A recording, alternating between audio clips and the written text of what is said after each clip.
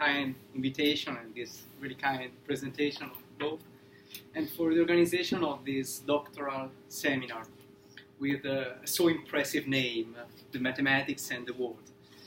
And it is interesting that the genesis of our topic goes back exactly on a very similar confluence of our main philosophical interests. Flavio's skills in philosophy of mathematics and my main concern for metaphysical and ontological questions. So, starting from the questions of the existence of mathematical entities, we wound up to consider a widely discussed argument for Platonism, the so-called Quine-Putnam indispensability argument. An argument that maintains the ontological commitment to mathematical entities, that derives the ontological commitment to mathematical entities from their being indispensable to our best scientific theories.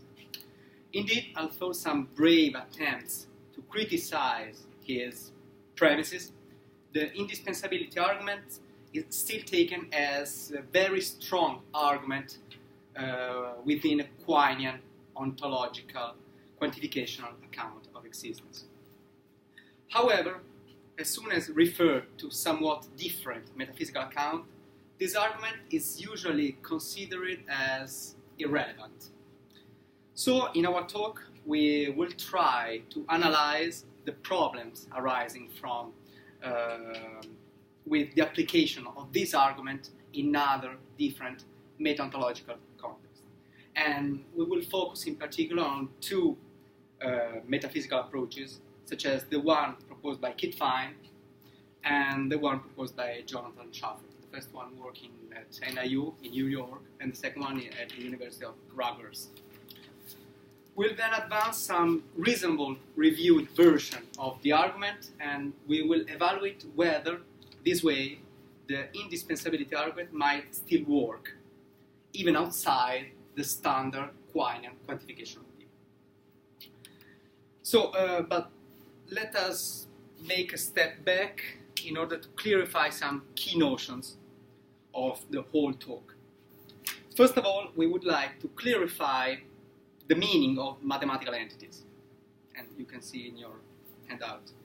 We will refer to mathematical entities as to the objects belonging to the domain of mathematics, such as numbers, sets, functions, and constituting a determinate regional or local ontology. So we are going to use this term in the most general and standard possible way.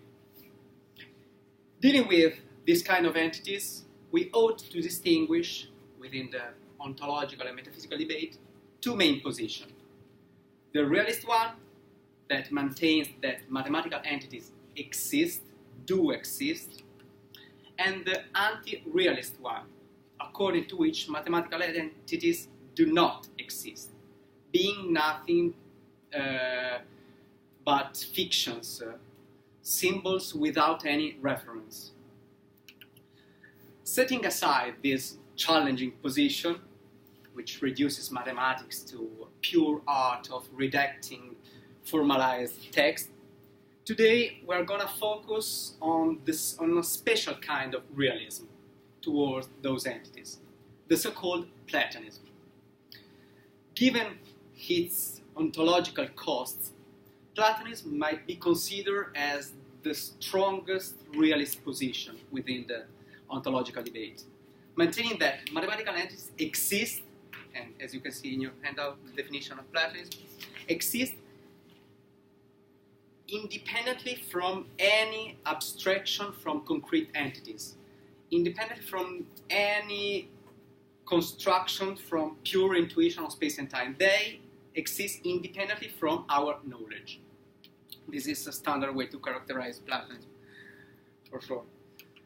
And among the arguments advanced by philosophers to claim for Platonism, there is one in particular that received a very large attention. As I said, the indispensability argument. Roughly said, according to this argument, the indispensability of mathematical entities to our best scientific theories gives us a good reason to believe in their existence, and hence to believe, to be committed to them. So, quote from Putnam, Philosophy of Logic. So far, I have been developing an argument for realism along roughly the following lines.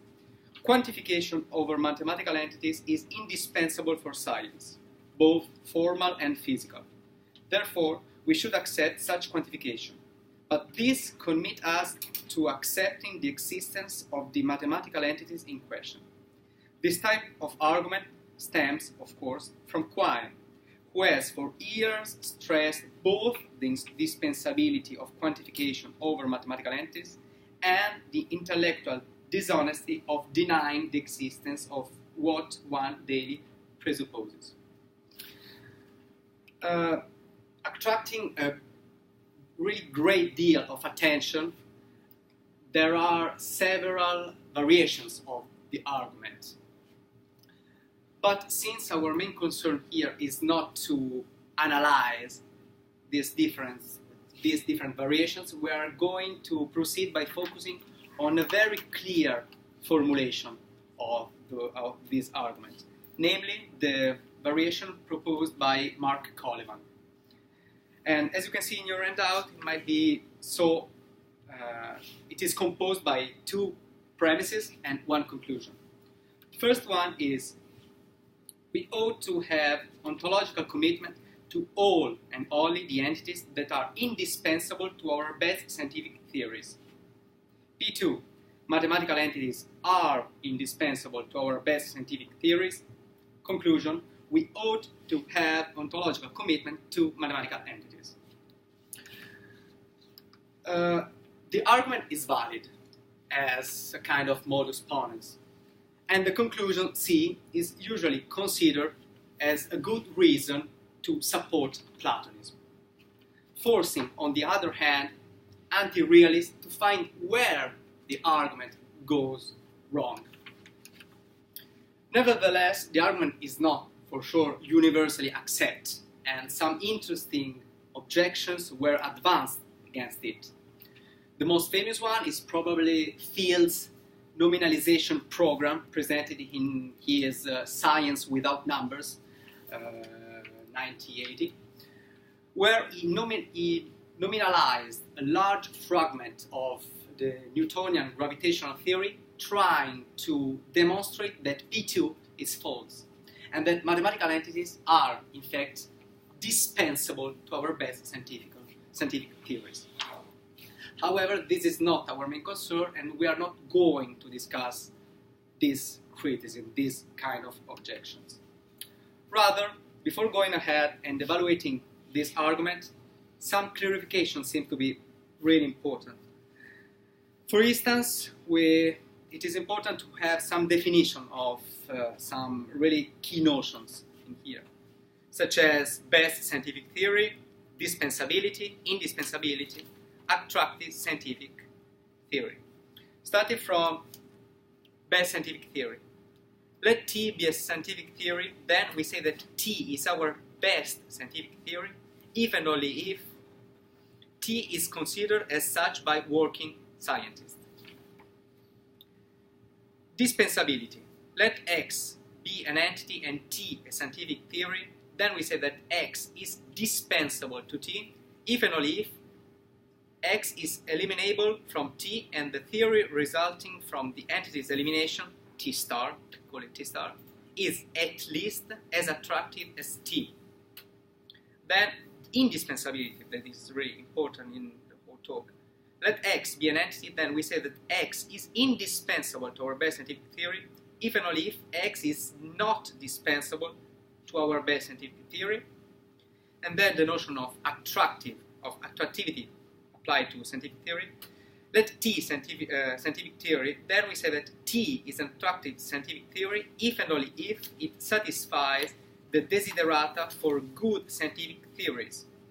empirical success, unificatory power, simplicity, explanatory power, fertility, and so on. Second point, as you can see in the argument, the relation between the ontological commitment in P1 and indispensability, you can say that indispensability is both a necessary and sufficient condition for ontological commitment. There is if and only if.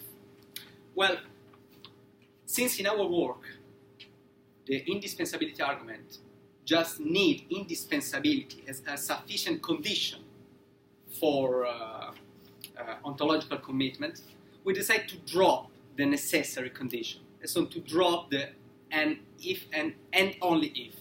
So we can reformulate P1 as we ought to have ontological commitment to all the entities that are indispensable to our best indicator. Just to know why in our variation we're not going to use the and only if in the following passages. Third, it is important to notice that given our interest for Platonism, we're going to inquire the indispensability argument as referred to mathematical entities, even though other things might be indispensable for a theory. For instance, another theory, or the vocabulary of this other theory, the quantification over some entities, the reference to those entities, and so on. Just note that we are going just to focus on this indispensability of mathematical entities. But why, one may wonder, the indispensability argument is taken as a very strong argument for Platonism? There are two aspects in particular, as pointed out, for instance, by Sereni and Pans in their Plato's problem, or Il problema di Platone, recently translated into English. First, its use of a posteriori premises. Indeed, on the one hand, P1 finds confirmation from the very fact that even some anti-realists towards mathematical entities seems to be inclined to accept that this argument works in order to claim for the existence of some other theoretical entities, such as quarks, electrons, black holes. And on the other hand, premise 2, that is to say the indispensability of mathematical entities for scientific theories, to scientific theories, is intended to be a posteriori, appearing, at least prima facie, accepted and acceptable by anyone, field apart, for sure. Secondly, the second point, the second aspect that it's really important for this kind of argument is that this argument is said to be a good argument in virtue of its being metaphysically neutral. What does it mean? It means that this argument supports the existence of mathematical entities without presupposing any determinate position on what kind of entities they are. Numbers, sets, functions, and so on. However, even accepting this kind of metaphysical neutrality, this argument does not seem to be neutral in respect to another point, and this is the point on which we are going to focus at most. Namely, his meta-ontological constraint, his meta-ontological assumption. Indeed, although this argument appears as a very strong argument when considered within the Quinian quantificational view, the view according to which the ontological question, the question of the existence, might be reduced to the question of what there is, it seems to lose, the argument itself, its whole power as soon as referred to somewhat different metaphysical account, resulting, as I said, irrelevant. But why? Well, in order to answer, we will consider the positions supported by two mainstreaming philosophers, Kittfein and Johnson Schaffer, and the possible application of this argument within their metaphysical accounts. So, Flavio, if you want to continue. Yeah. So, let me start with Fein and this meta-ontological position. Without going too deep in deep tissue, it is important to say that according to Fine, the ontological question, the really important ontological question, cannot be reduced to the question of what there is, as proposed by Quine. On the contrary, ontology's main concern is what is real, what really exists. That's what Fine would claim. As you can read in your handout, the quotation by Fine says, in saying that a particular number exists, we are not saying that there is something identical to it, but saying something about its status as genuine constituent of the world. A better word would be real. Thus, we should say that the realist about number is committed to the reality of number rather than their existence. And it would be preferable for a realist to express his commitment in the words numbers are real rather than number just exists. So now we have to think how the standard definition of Platonism that we gave before should be taught within this particular account. Well, it seems plausible that in order to claim for Platonism, according to this kind of view, Fine's view, we should claim that mathematical really exists. So a possible definition could be, and you can see in your handout, a Fine Platonism, a position according to which at least some mathematical entities really exist, independently of our knowledge. So now the question is it a good way to claim for Fine Platonism, our argument that we exposed before? We really doubt that. Indeed, it seems that the argument commits us just to the mathematical entities that we quantify over. And such a position might be compatible with any anti-realist account of mathematical entities. You can see also on Fine that he expressed the thought. He said the argument from dispensability has no general force applied across the board. The argument does indeed have some force in the case of a theoretical entity of science, but it is because of their special explanatory role. The sole reason we have for believing the theoretical entities of science is that they are required for the purpose of scientific explanation. But mathematical objects are also like ordinary objects in having a life, a kind of life, outside of science. And it seems to me that it provides us with reason for believing their existence. They have nothing to do with their role in scientific explanation. So now we shift on Jonathan Schaffer, and a similar argumentation can be used to understand why the indispensability argument is taken to be somehow irrelevant even for advocate of grounding. For example, in Schaffer, a leading figure in neo-Aristotelian revival of metaphysics, regarded as a study of what's ground what's, you can see that there is some position, and you can find your handout. For example, on the now dominant final view, metaphysics is about what there is. Metaphysics, so conceived, is concerned with such questions as whether property exists, whether meaning exists, and whether number exists. I will argue for the revival of a more traditional Aristotelian view, of which metaphysics is about what ground what's. Metaphysics, so revival, does not bother asking whether properties, meaning, and number exist. Of course they do. So it's strong that claim that Schaffer do. The question is whether or not they are fundamental.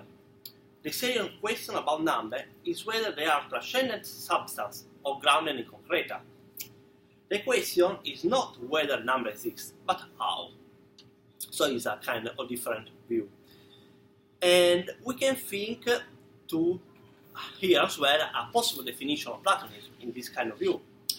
And it might be like that, it might sound as a position according to which at least some mathematical entity exists as fundamental, independent of our knowledge.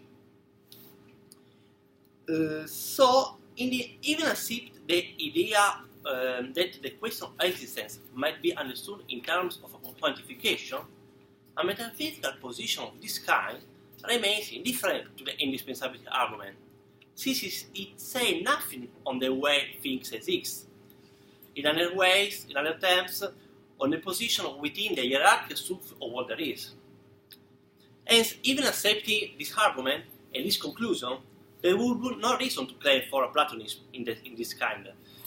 Instead of other kind of realism toward mathematical entity, such as naturalism, conceptualism, they could be also reliable in this kind of view. Naturalism and conceptualism, they both take in mathematical entity as existing, even though grounded by some other things, concrete object, structure of our knowledge, and so on. So, if we accept this clarification, the future of the indispensability argument seems really problematic, and it will be not good for Platonism, since it risks to lose a faithful supporter. But what might happen if we will try to modify this argument? Will it be possible? Please, Valerio, you can continue and that try point. to save it. Okay, for sure, we would like to start by saying that in order to make the argument works within those non-Quinian metaphysical approaches, the indispensability arguments will need a very drastic and invasive nip and tuck chirurgy that would modify it very strongly, compromising its nature. We know that. However, we will try to preserve what we want to try to preserve of this argument is the idea that the existence of these entities might rest upon their being indispensable for some theories. So let's start with our rescue.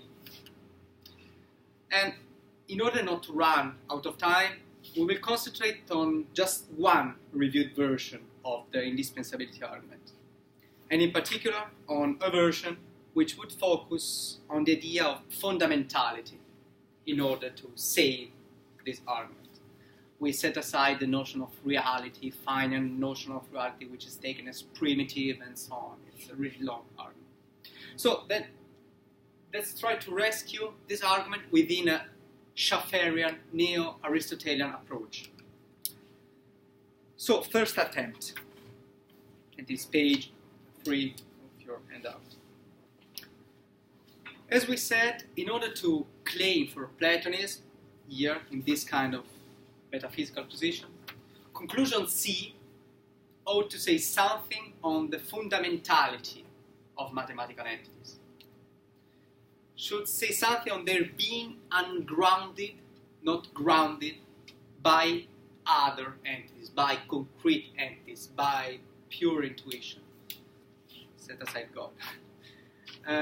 So we can try to update the indispensability argument in order to be an argument, a good argument for Platonism.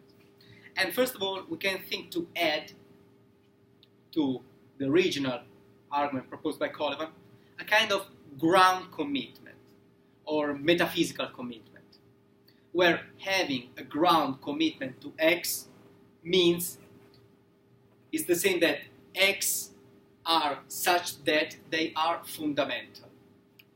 So, we would have something like that. P1, first review. We ought to have an ontological commitment and a ground commitment to all the entities that are indispensable to our best scientific theories. Mathematical entities are indispensable to our best scientific theories. P2 remains the same. Conclusion C, we ought to have an ontological commitment and a ground commitment to mathematical entities. That is to say, mathematical entities exist as fundamental. But let's consider this new version.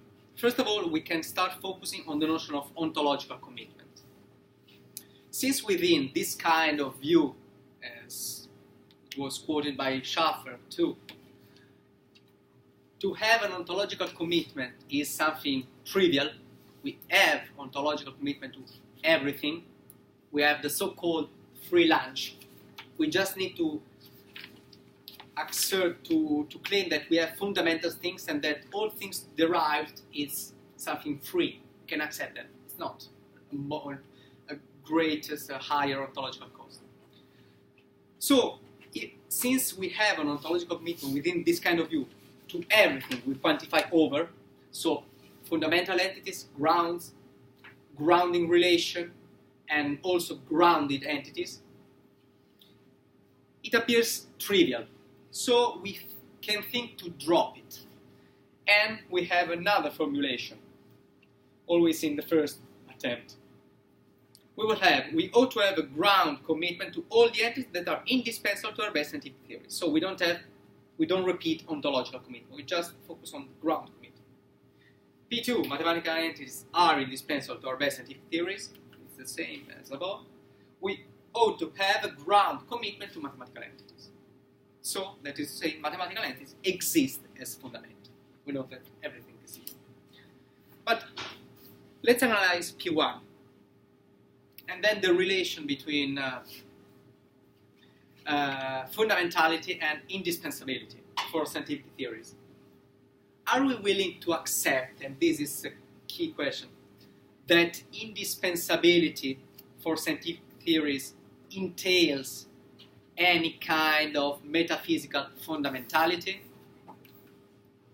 In order to answer this question, we have to ask whether and how a scientific theory describes the hierarchical structure of reality, since the relation between fundamentality and indispensability for these theories rests upon the idea that scientific theories actually are dealing with metaphysical issues in a broad sense. So several problems seem to arise from taking into account this first attempt. First, it is at least arguable that our best scientific theories deal with what is metaphysically fundamental. What is fundamental is a metaphysical issue, not an issue concerning scientific theories. However, one may reply that science actually looks for what is fundamental in reality. What is fundamental of reality properly is its main concern, dealing with atoms, electrons, quarks. It seems to have a particular attention towards the fundamental level of the universe, so that P1 in this version might be defended. We don't think so. Because, nonetheless, this way to consider scientific theories is probably too strict, too narrow, since it reduces everything, every kind of scientific theory, to the way physics proceeds. But take, for instance, biology. Even accepting biology as the best theory for the study of living organisms, it is rather controversial whether it describes the fundamental level of reality. So, do we have to accept that living organisms are fundamental in order to say that biology is one of our best scientific theories? Because, of course, we are taking that living organisms are indispensable for biology. It's quite complicated. Secondly, second problem for this first version is that it seems that in order to admit P1, so we ought to have a ground commitment to all the entities that are indispensable to our best scientific theories, we ought to accept that indispensability for our best scientific theories entails fundamentality in reality. However, there are some examples within scientific theories in which what is indispensable does not seem to be fundamental at all. Take, for instance, the Logica-Volterra model, which studies the dynamic of populations, describing the dynamics of biological systems in which two species interact. The first one as a predator, and the second one as a poor prey. Here, the individual entities of a determinate population are indispensable for the theory, since it does not seem to be possible to set them aside, referring everything to molecules or cells. On the other hand, it appears really counterintuitive that this approach would lead us to claim that individuals are fundamental as a kind of emergentism. Or take seismology, the study of seismic waves. The notion of seismic wave is indispensable for seismology itself. However, it seems really difficult to claim that seismic waves are what is fundamental in the world, even in a very trembling and shaking world or shaking metaphysics. But hence, the very reason of our being skeptical toward this first attempt and the idea that indispensability for our best scientific theories entails fundamentality from a metaphysical point of view rests upon the fact that scientific theories do not seem to deal with reality as a whole, focusing their inquiry on a very specific and overlapping fields, and providing a kind of partial map of reality. This way, the indispensability of X for a scientific theory do not appear as a good argument, as a good reason to claim for a ground commitment toward X. As things stand, this first attempt of reformulation, the indispensability argument, doesn't seem that promising.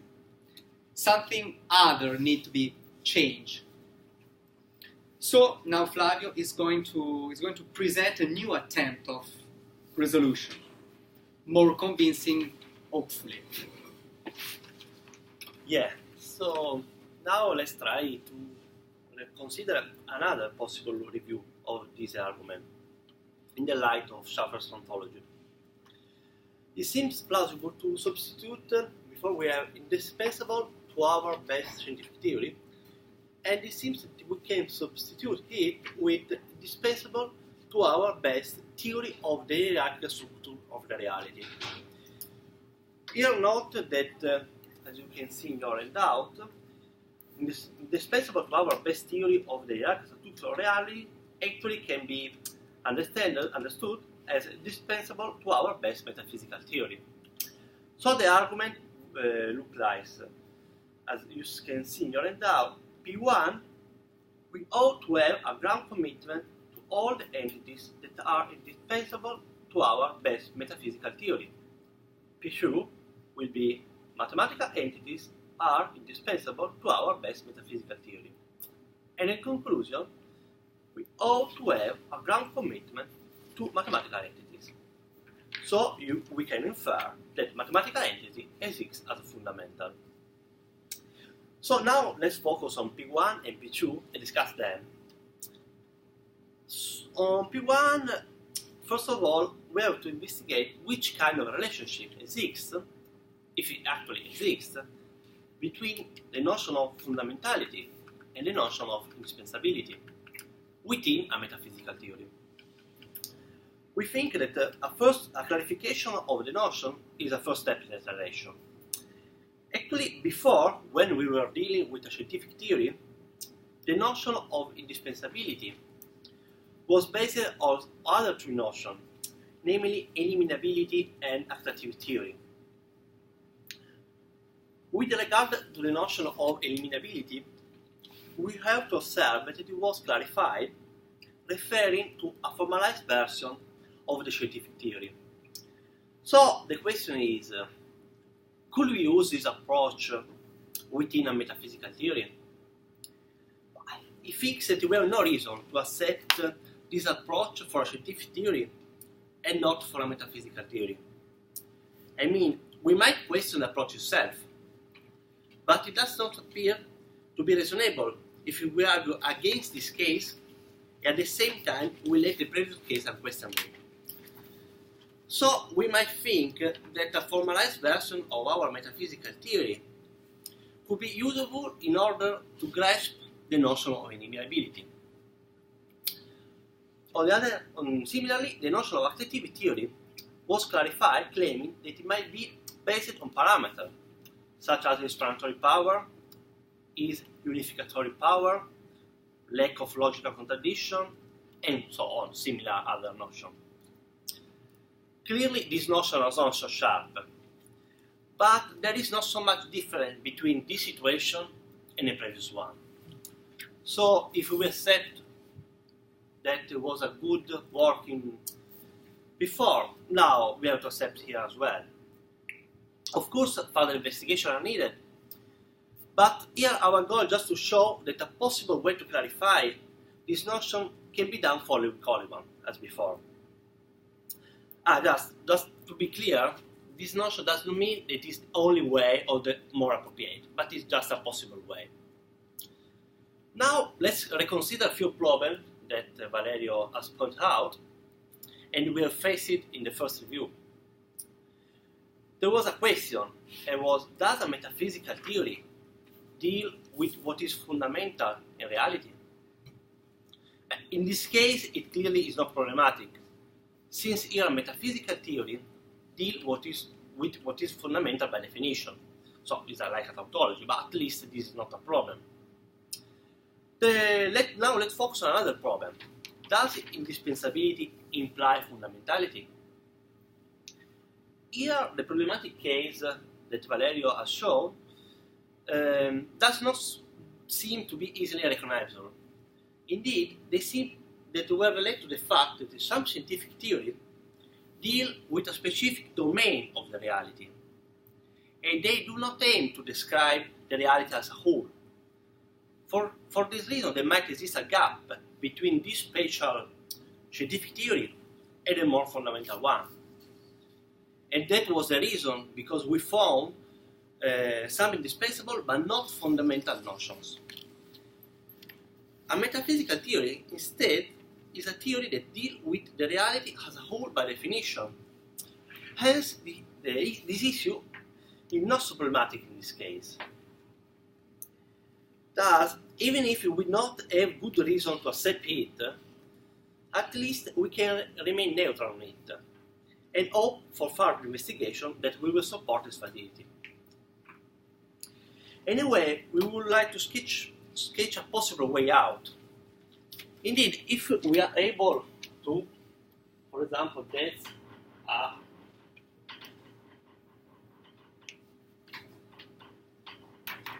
a pattern, for example, that is suggested by Schaffer in his paper, a kind of that, when these are the fundamental entity, these are the derivative entities, and that's are the grounding relation.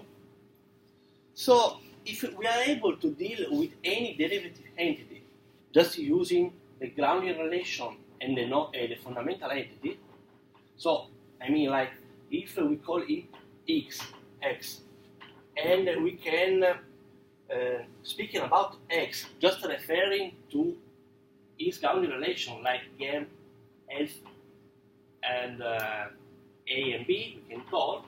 So if we can deal with this entity just referring to this other notion, then maybe we can think that the derivative entity x is dispensable in some way. So we believe that this approach could be done, and so that's so of course what is to say? The only problem is that we have to clarify if the grounding relations are fundamental or not. But on that point, also Schaffer is dubious, as you can see here in doubt, is a quotation from Schaffer, and he claims, what about grounding relations themselves? Surely they exist.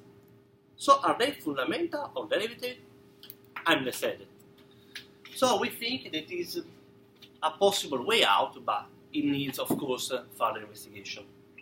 But it's a reasonable starting point. So now let's discuss P2. First of all, we have to observe that a neo-Aristotelian metaphysical theory is based on the peculiar notion of grounding relation, as you can see in that pattern. And this notion seems to be indispensable for the theory itself. If we don't have the notion of grounding relation, we can't manage with the theory.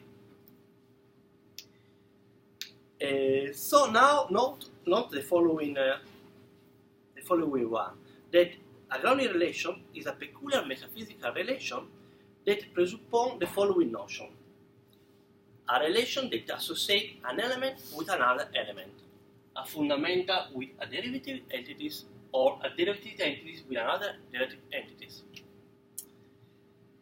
Now remember that a function in mathematics is a relation that uniquely associates an element, usually a function defined on two sets.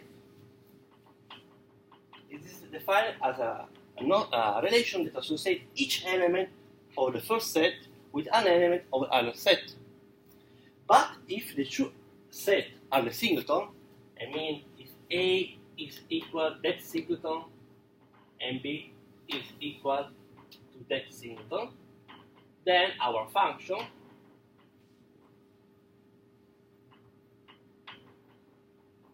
you can see will turn out to be a relation that associates an element with another element.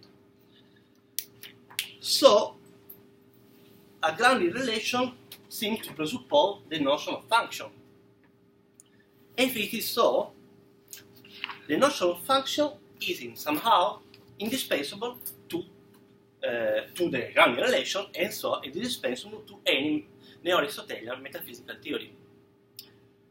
Of course, we have to clarify what means to be indispensable for a metaphysical theory, because we have seen before that we can clarify this notion referring to the inimitability and attractivity theory, and we were dealing with the formalized version of the theory, but it's not the only way.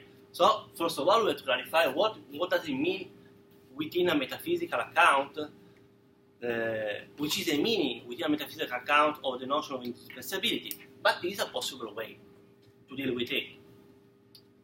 So, if is that correct, at least a mathematical entity seems to be indispensable to the neo-Aristotelian metaphysical theory, and so P2 seems to be true. Actually, we are not claiming for the truth of P2. As I said, we have to clarify before what does it mean indispensability, but at least it seems a reasonable way, a good starting point.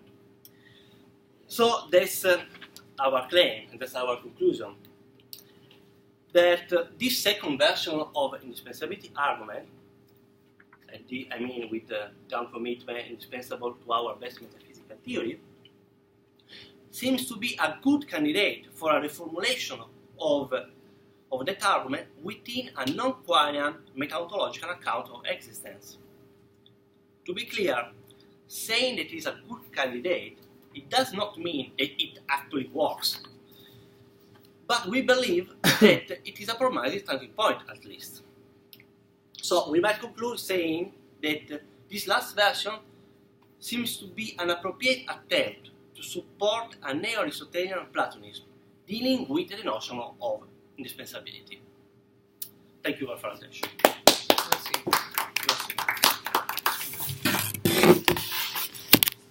Okay, thank you very much for this very interesting talk.